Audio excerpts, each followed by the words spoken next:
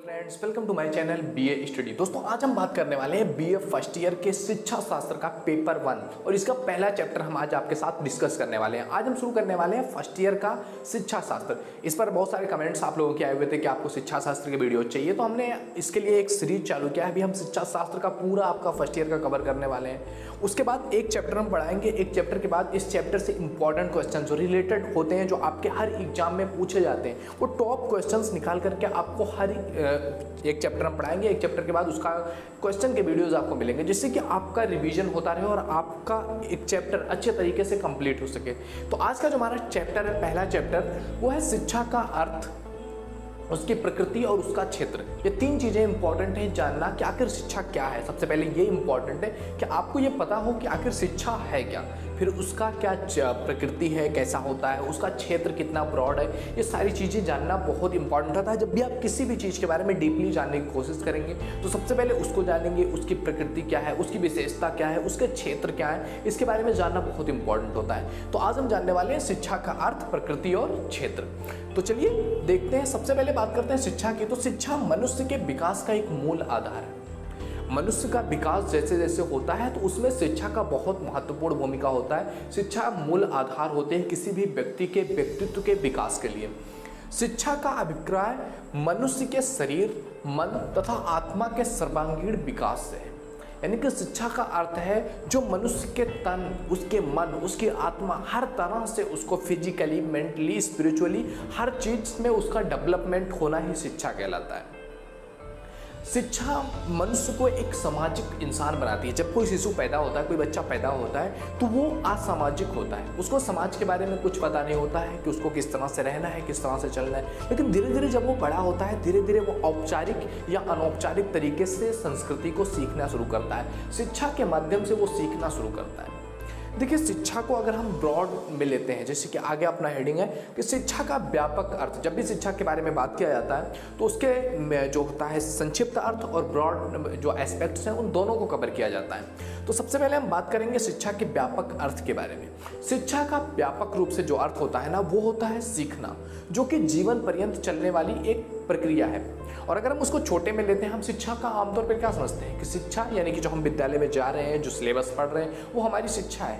बल्कि शिक्षा का जो मेन मोटिव है वो इससे अलग है। शिक्षा वो है जो आप जीवन पर्यंत कुछ ना कुछ सीखते रहते हैं। चाहे आप प्रकृति से सीखें, जैसे वुड्सवर्थ कहते हैं कि वो प्रकृति से सीखते हैं। वो एक एक छोटे से फूल से, प्रकृति के पेड़ पौधों, पहाड़ों से, सूरज से वो सीखते हैं। तो कहते हैं प्रकृति उनको शिक्षा देती है और वो जीवन पर्यंत उससे सीखते हैं। अपनी क्रियाओं द्वारा, अपने काम के द्वारा हम कुछ ना कुछ सीखते हैं, अनुभव से सीखते हैं। क्रीड़ा पद्धति अभी लाई गई है, स्टडी के माध्यम से भी लोगों को क्रीड़ा सिखाया जाता है। एक अलग से, आपने भी अगर स्कूल में एक्सपीरियंस किया होगा, एक अलग से उसके लिए एक अलग से टाइम टेबल बनाया जाता है कि इस टाइम पे एक पूरी घंटी फिक्स की जाती है कि इसमें आपको क्रीड़ा खिलाया जाएगा, खेलों के बारे में बताया जाएगा।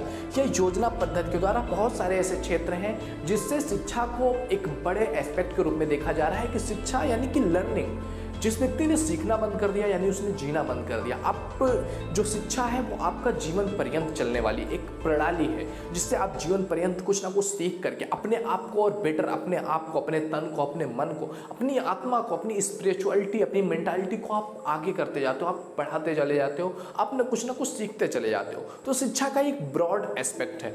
शिक्षा का एक संक्षिप्त एस्पेक्ट भी होता है, एक संकुचित एस्पेक्ट, जो कि जिसको हम विद्यालय शिक्षा के माध्यम से लेते हैं कि विद्यालयों में पढ़ाया जाता है। वो उनकी शिक्षा का मेन मुद्दा होता है। अभी जो आप शिक्षा ले रहे हो, आपका हो सकता है आपका भी वही माइंडसेट हो कि हम शिक्षा ले रहे हैं, हम पढ़ रहे हैं, सिलेबस में आ रहा है, वो लिख करके हम चले आ रहे हैं। वो शिक्षा का ब्रॉड अर्थ नहीं है। वो तो बस आपका एक विद्यालयी शिक्षा होता है, एक संस्थागत, जिससे कि आपको एक सीरीज मिल सके, सोचने की एक क्षमता मिल सके कि आप सोच सकें। देखिए, अगर आप ग्रेजुएशन में ये सीख जाते हो कि सोचते कैसे, क्योंकि जो आपने सीखा है, जो आपने पढ़ा है, वो तो भूलना है आपको। बट अगर आप वो सीख जाते हो कि आखिर सीखते कैसे हैं, याद कैसे रखते हैं, कुछ सी चीज़ को सीखना अगर आप सीख गए तो वो आपके लिए लाइफ तक आगे याद रखेंगे।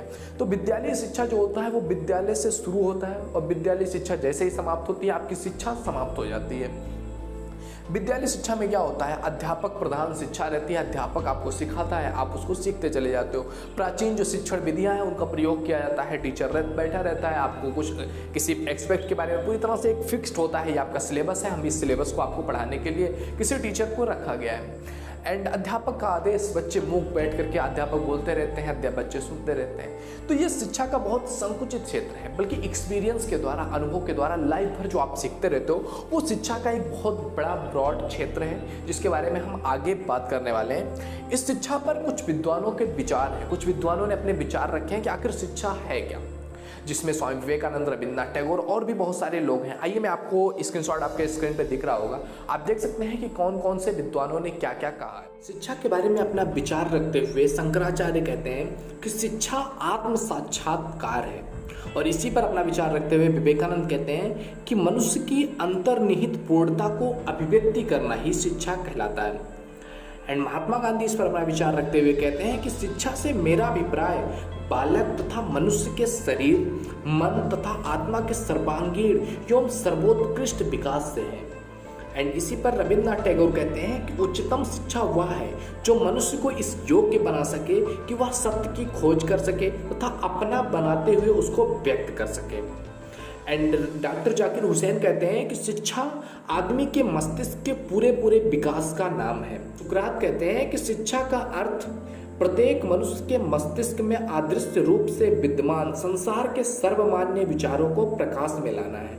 और प्लूटो कहते हैं कि शिक्षा का कार्य मनुष्य के शरीर व आत्मा को वह पूर्ण प्रदान करना है जिसके कि वह योग्य है। अरस्तु कहते हैं कि स्वस्थ शरीर में ही स्वस्थ मनुष्य का निर्माण ही शिक्षा है। और हर्बर्ट स्पेंसर कहते हैं कि शिक्षा का अर्थ शक्तियों का बाध्य जीवन में समन्वय स्थापित करना है। एंड पेस्टालॉजी कहते हैं कि शिक्षा मनुष्य की जन्मजात शक्तियों का स्वाभाविक, समन्वित और प्रगतिशील विकास है। फ्रॉबेल कहते हैं कि शिक्षा वह प्रक्रिया है जिसके द्वारा बालक की जन्मजात शक्तियां बाहर आती हैं। और जॉन डीवी कहते हैं कि शिक्षा व्यक्ति की उन सभी योग्यताओं का विकास है जो उसमें अपने पर्यावरण पर नियंत्रण रखने तथा अपनी संभावनाओं को पूर्ण करने के लिए सामर्थ्य प्रदान करती है। ये तो थे दोस्तों विद्वानों के विचार। विद्वानों ने अपने विचार रखे कि आखिर उनके हिसाब से शिक्षा क्या है, शिक्षा का अर्थ क्या है, शिक्षा का महत्व क्या है। इसके बाद आइए हम जानते हैं कि शिक्षा की प्रकृति क्या है। सेकंड पार्ट है आपका क्या, प्रकृति। अभी तक हमने अर्थ को जाना कि आखिर शिक्षा क्या है, इस पर विद्वानों के क्या विचार रहे हैं, उसका ब्रॉड, उसका मिनिमाइज, दोनों रूपों में हमने देख लिया शिक्षा को। अब हम जानने वाले हैं शिक्षा की प्रकृति क्या है। देखिए सबसे पहली चीज कि शिक्षा आजीवन चलने वाली प्रक्रिया है। इसकी जो प्रकृति है ना शिक्षा की, ये आजीवन चलती रहती है। जब तक आप पैदा होते हैं और जब तक आप जीने वाले हो तब तक पूरी आपके जीवन समय में, पूरे जीवन यापन में आपके पूरी तरह से शिक्षा चलने वाला है। और ये एक सीखने की प्रक्रिया है, आप जीवन भर कुछ ना कुछ सीखते हो और उसको इम्प्लीमेंट करते हो। एंड सेकेंड आपका शिक्षा है विकास की एक प्रक्रिया है। शिक्षा यानी कि अगर आप शिक्षा ले रहे हो और आप वहीं के वहीं हो, आप कितना भी कुछ सीख रहे हो लेकिन आप अपनी लाइफ में कुछ इंप्लीमेंट नहीं कर पा रहे हो, आप अपना कुछ विकास नहीं कर रहे हो, आप जैसे थे वैसे ही बने रहे हो, तो वो शिक्षा का कोई मतलब नहीं रह जाता, वो शिक्षा नहीं कही जाएगी, वो तो आपने केवल रट्टा मार लिया है। तो शिक्षा जो है वो विकास की एक प्रक्रिया है। अगर आप शिक्षा ले रहे हो यानी कि आप विकसित हो रहे हो, आपका विकास हो रहा है, आपका माइंडसेट, आपका स्पिरिचुअलिटी, सारी चीज़ें आपकी उसमें कुछ ना कुछ उसमें ऐड होते रहना चाहिए, जिससे पता चलेगा कि you are learning something. And next आपका है कि शिक्षा एक संश्लिष्ट प्रक्रिया है, कि शिक्षा एक ऐसी प्रक्रिया है जो आपको संवेदनशील बनाता है, जो आपको आपके इमोशंस को डील करना सिखाता है, आपको आगे बढ़ाने की कोशिश में एक प्रक्रिया है जो आपका स्टेप बाय स्टेप आपको आगे ले जाता है। एंड नेक्स्ट आपका फोर्थ नंबर का है कि शिक्षा द्विध्रुवीय प्रक्रिया है।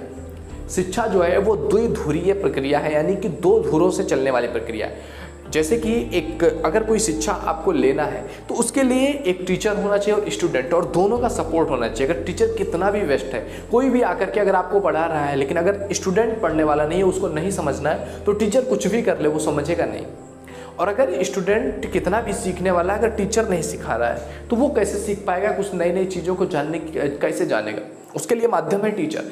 तो शिक्षा के बारे में कहा गया है कि शिक्षा द्विध्रुवीय प्रक्रिया है, क्योंकि टीचर और स्टूडेंट दोनों एक साथ मिल करके जब काम करते हैं, एक साथ मिल करके किसी चीज़ को सीखने की कोशिश करते हैं, तो उसके सीखने का जो प्रोसेस होता है वो काफ़ी फास्ट हो जाता है। एंड फिफ्थ है आपका शिक्षा एक त्रिभुजीय प्रक्रिया है। अभी तक हमने पढ़ा क्या, शिक्षा द्विध्रुवीय प्रक्रिया है। इस पर जॉन डीवी कहते हैं कि शिक्षा एक त्रिभुजीय प्रक्रिया है।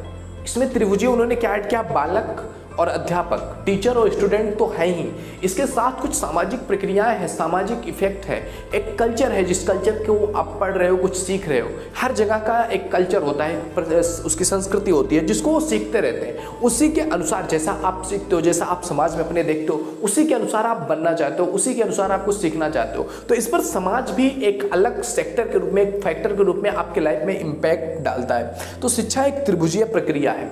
एंड नेक्स्ट है आपका शिक्षा एक प्रयोजन प्रक्रिया है। यानी कि जो आप लर्निंग लेते हो, जो आप कुछ सीखते हो, उसका एक प्रयोजन होता है। यानी कि किसी भी चीज को सीखने के पीछे एक उद्देश्य होता है कि why are you learning this, आप इसे क्यों सीख रहे हो, इसके पीछे रीजन क्या है। तो हर शिक्षा के पीछे अगर आपका कोई उद्देश्य नहीं है तो फिर ऐसे है जैसे कि आपकी लाइफ बिना उद्देश्य की चल रही है। तो शिक्षा एक प्रयोजन प्रक्रिया है जिसमें आपका प्रयोजन होता है कि आप क्या सीखने वाले हो, क्यों सीखने वाले हो, इससे आपकी लाइफ पे क्या इफेक्ट होगा। ये आपका एक शिक्षा एक प्रयोजन प्रक्रिया है। एंड नेक्स्ट एंड 7 नंबर है आपका शिक्षा एक गतिशील प्रक्रिया है। कि शिक्षा जो है वो एक गतिशील प्रक्रिया है, ये एक स्टेबल, एक रुका हुआ प्रक्रिया नहीं है। जैसे हमने अभी सिलेबस को बांध करके रख दिया कि यही आपका सिलेबस है, लगातार 10 सालों से हम वही सिलेबस पढ़ाते चले जा रहे हैं कि ये आपका चैप्टर है, ये आपको सीखना है, बल्कि दुनिया तेजी से बदल रही है। तो शिक्षा का अर्थ क्या है कि ये गतिशील हो, जमाने के साथ, टाइम के साथ ये चेंज होता रहे, और जो नए नए चीज़ें आ रही हैं उससे लोगों को बताया जाए, बच्चों को बताया जाए, ताकि वो लाइफ के रियल एस्पेक्ट को समझ सकें कि रियल में क्या है और वो क्या पढ़ रहे हैं, उसका रियल उनके लाइफ पे इम्पैक्ट पड़ना चाहिए। अगर वो कुछ ऐसी चीज़ें पढ़ रहे हैं जिसका उनके लाइफ पे इम्पैक्ट ही नहीं है, डायरेक्टली इनडायरेक्टली उनके लाइफ में कुछ उससे फर्क ही नहीं पड़ रहा है, बस उनको पढ़ाया जा रहा है, क्यों, क्योंकि उनके पास एक डिग्री हो जाए, उनको इतने साल रोका जा सके। तो ये शिक्षा का अर्थ नहीं है। शिक्षा एक गतिशील प्रक्रिया है और इसको समय के साथ साथ इसको चेंज होना पड़ता है, ये परिवर्तित होता रहता है। अब इसके बाद हम जानेंगे शिक्षा का क्षेत्र। शिक्षा का अर्थ और प्रकृति हमने जान लिया, आइए शिक्षा के क्षेत्र के बारे में देखते हैं। तो शिक्षा के विषय क्षेत्र के बारे में अगर हम बात करें कि शिक्षा का आखिर विषय क्षेत्र क्या है, तो शिक्षा का जो विषय क्षेत्र है ना दोस्तों, वो बहुत ब्रॉड है, बहुत विस्तृत है, जिसके बारे में हम जितना सोच सकें, जितना समझ सकते हैं, वो सारा कुछ क्षेत्र शिक्षा के क्षेत्र में ही आ जाता है। शिक्षा का क्षेत्र के अंतर्गत उसको समेटा जा सकता है कि जो भी हम सीखते हैं, जो भी हम सोचते हैं, जो भी हम करना चाहते हैं, वो सारी चीज़ें शिक्षा के क्षेत्र में आ जाती हैं। तो इसका क्षेत्र काफ़ी ब्रॉड हो सकता है। तो इस क्षेत्र के कुछ जो इंपॉर्टेंट टॉपिक्स हैं, जो इंपॉर्टेंट क्षेत्र हैं, उनके बारे में हम आज बात करने वाले हैं। तो ये आपका है पहला, शिक्षा दर्शन। शिक्षा दर्शन, दर्शन शब्द से आपको समझ में आ गया होगा कि दर्शन किस क्षेत्र में, किस फिलॉसफी के बारे में बात किया जा रहा है। क्योंकि मनुष्य का जो जीवन है ना, वो बड़ा रहस्यमय है।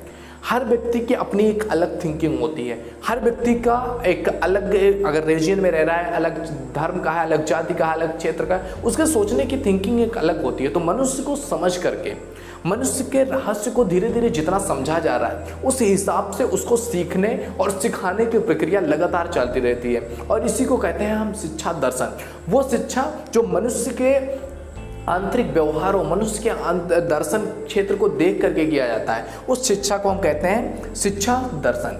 एंड सेकंड आपका है शिक्षा मनोविज्ञान।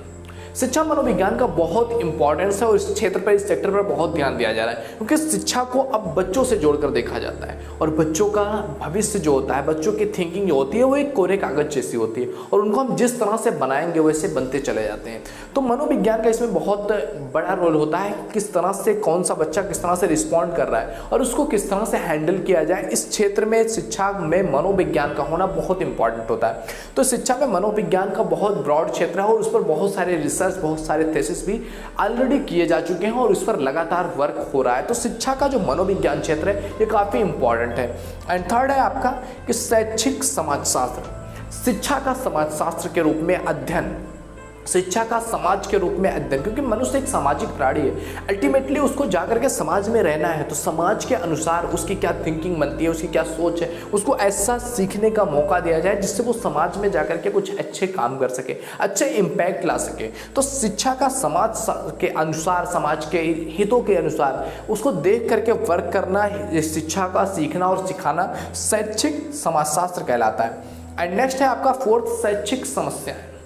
शैक्षिक समस्याएं जो है वो बहुत धीरे धीरे बढ़ती चली जा रही हैं। देखते ही आप होंगे कि शिक्षा का स्तर किस लेवल पर गिरता चला जा रहा है, लगातार शिक्षा का स्तर गिरता चला जा रहा है। तो शैक्षणिक जो समस्याएं हैं इन पर काम करना बहुत इंपॉर्टेंट है। कुछ ऐसी चीज़ों को इम्प्लीमेंट करना, जैसे अभी इंडियन एजुकेशन पॉलिसी 2020 जो आई हुई है, बातें तो उसमें बहुत अच्छी अच्छी हैं कि बहुत कुछ इम्पैक्ट, बहुत कुछ जो इसमें जो हमारी शिक्षा प्रणाली उसमें चेंज करने की बहुत बात किया गया है। बट वो इम्पैक्ट कब करेगा, जब आप उसको इम्प्लीमेंट करोगे, जब वो लागू किया जाएगा पूरी तरह से, जब उसको प्रैक्टिकली वर्क कराया जाएगा तो वो इम्पैक्ट करेगा, कुछ आपके लेवल को सुधारेगा। बट केवल बात कर देना, किसी नियम को पास कर देना, बट जब तक वो अप्लाई नहीं होगा तब तक उससे कुछ फर्क नहीं पड़ने वाला। एंड नेक्स्ट 5th है आपका शिक्षा का इतिहास, कि किसी भी क्षेत्र का भविष्य और वर्तमान उसके इतिहास से प्रभावित होते हैं, कि कैसा इतिहास रहा है, क्या क्या चीज़ें हमने सीखा है, उसका समाज पर क्या इम्पैक्ट हुआ है, उसको समाज ने किस वे में लिया हुआ है, ये सारी चीज़ें इतिहास के क्षेत्र में आती हैं। और शिक्षा के इतिहास एक बहुत ब्रॉड क्षेत्र है, जिसके अध्ययन के अनुसार हम शिक्षा को और आगे किस तरह से प्रोन्नत के क्षेत्र में ले जा सकते हैं, उसके लिए हमें इतिहास, शिक्षा का इतिहास जानना बहुत इंपॉर्टेंट है। तो ये बहुत इंपॉर्टेंट क्षेत्र है। एंड नेक्स्ट 6 नंबर आपका शैक्षिक प्रशासन। देखिए, जो शिक्षा दी जाती है आमतौर पर जो ऑफिशियली होती है तो वो स्कूलों और कॉलेजों में दिया जाता है, बट उसका जब कोई बोर्ड लेवल, जब आप 10th पे पहुंचते हैं, बोर्ड लेवल पे होता है, उसको प्रशासन ध्यान देती है। अब प्रशासन किस तरह से परीक्षा करवाएगी, किस डेट को कराएगी, कौन सी चीज़ें उसमें इंप्लीमेंट करेगा प्रशासन, ये प्रशासन का मुद्दा होता है और प्रशासन इसमें बहुत इंपॉर्टेंट भूमिका निभाता है। कई बार आप देखते होंगे पेपर लीक्स हो जाते हैं, बच्चे ने कितने भी अच्छे तरीके से पढ़ाई किया हो या टीचर ने कितना भी अच्छे से पढ़ाया हो, अगर पर्चा ही लीक हो गया तो फिर आप उसमें किसकी गलती है, प्रशासन की गलती है। तो प्रशासन अच्छी तरह से वर्क करना चाहिए। प्रशासन में कौन कौन इसकी देखभाल करेगा, ये क्षेत्र बहुत इंपॉर्टेंट होता है।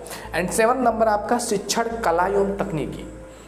अभी शिक्षा कला और तकनीकी के क्षेत्र में बड़ी तेजी से बढ़ रही है। IT सेक्टर्स लगातार बढ़ते जा रहे हैं, सारे काम ऑटोमेटिक होते चले जा रहे हैं, ऑटोमेशन पे काम किया जा रहा है। तो शिक्षा में कला और तकनीकी का लगातार इसका क्षेत्र बढ़ता जा रहा है और ब्रॉड होता चला जा रहा है। एंड 8 नंबर एंड लास्ट है आपका तुलनात्मक शिक्षा। कंपैरिजन बहुत इंपॉर्टेंट है, क्योंकि अगर आप कंपेयर नहीं करोगे, अपने आप को देखोगे नहीं, अपना आकलन नहीं करोगे, तो आपको तो लगेगा you are the best, you are the worst, आप ही अच्छे हो, आप ही बुरे हो। लेकिन जब आप कंपेयर करोगे तो आपको पता चलेगा कि क्या चीज़ें आप में कमियां हैं, क्या अच्छाइयाँ हैं, क्या आप किसी और से सीख सकते हो और कुछ अच्छा कर सकते हो। तो इम्प्लीमेंटेशन वहीं से होगा जब आप कंपेयर करोगे, देखोगे। तो तुलनात्मक शिक्षा पर बड़ा महत्व दिया जा रहा है कि अभी हमारी जो इंडियन एजुकेशन सिस्टम है, या यूके में क्या एजुकेशन दिया जा रहा है, यूएई में क्या एजुकेशन है, जर्मनी की एजुकेशन पॉलिसी कैसी है, तो उससे कंपेयर करके अपने आप को बेटर बनाने के लिए शिक्षा में तुलनात्मक शिक्षा का बहुत ब्रॉड क्षेत्र बढ़ते चले जा रहा है और लगातार आगे आने वाले समय में भी ये बढ़ता जाएगा। तो आज हमने बात किया था शिक्षा का अर्थ, प्रकृति और क्षेत्र। आई होप सारा कुछ कवर हो गया होगा। अगर आपको कुछ भी इसमें डाउट है तो प्लीज़ आप कमेंट बॉक्स में पूछिए हमसे कि क्या आपको डाउट है और आप क्या चीज़ें इसमें चाहते हो। इसके बाद हम इस चैप्टर से जो इंपॉर्टेंट क्वेश्चंस हैं वो आपको देने वाले हैं कि इससे टॉप इंपॉर्टेंट क्वेश्चंस और बार बार रिपीटेड आपसे एग्जाम में पूछे जाते हैं, वो क्या है, वो आज इस वीडियो के बाद अगली वीडियो में हम आपको वही बताने वाले हैं। तो पूरा हमने कवर किया। तो आई होप वीडियो आपको पसंद आया होगा। पहली बार आए हो चैनल पे तो एक बार विजिट जरूर कर लेना। आप फर्स्ट ईयर में हो, BA सेकंड ईयर में हो, BA थर्ड ईयर में हो, अगर आप BA में हो, कोई भी सब्जेक्ट आप पढ़ रहे हो, किसी भी सब्जेक्ट का, तो आप जाओ अपने हिसाब से पूरे चैनल को विजिट करके देखो। प्लेलिस्ट में आप जाकर के आप इजीली ढूंढ पाओगे कि आप जिस ईयर के हो, जो कौन सा सब्जेक्ट चाहिए, उस सब्जेक्ट के प्लेलिस्ट को जाइए, पढ़िए और अच्छे से अपने एग्जाम को और भी इफेक्टिव तरीके से दीजिए ताकि आपके मार्क्स अच्छे आएँ, जिससे कि आपकी एक वैल्यू बन सके। क्योंकि मार्क्स अच्छे होंगे तो वो दिखेंगे जब भी आप कहीं पर कुछ एग्जाम्स के लिए तैयारी करोगे या फिर आप BTC करोगे, शिक्षण क्षेत्र में भी जाओगे, तो वो ग्रेजुएशन के मार्क्स आपके वैल्यू रखते हैं। तो वो चीज़ें इंपॉर्टेंट होंगी और आप कुछ ना कुछ सीखोगे इससे। सीखना बहुत इंपॉर्टेंट है, जो शिक्षा का मेन उद्देश्य है। तो मिलते हैं आपसे अगले वीडियो में, तब तक के लिए जय हिंद, जय भारत, थैंक यू।